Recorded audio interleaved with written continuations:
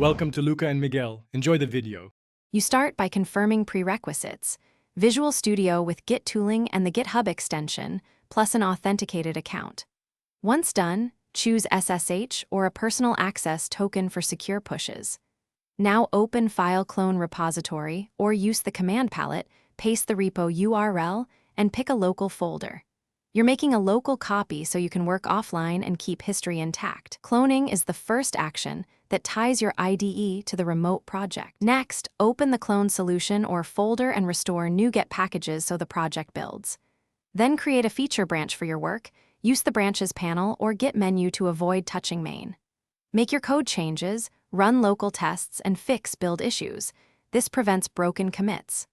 Once ready, stage logical hunks, write a concise commit message explaining what and why, and commit. These steps keep history clean and make later code review straightforward. Finally, push your branch to GitHub from the Git Changes or Branches view and create a pull request directly from Visual Studio to start review. If a conflict occurs, use the built-in merge tool to resolve conflicts, then run tests again to verify correctness. Make sure to fetch and pull frequently. Keeping your branch synced with main avoids big merges. If something goes wrong, abort the merge, stash changes, then reapply after updating main. That typically clears transient conflicts. Thanks for watching and please subscribe. It's the best investment you'll ever make.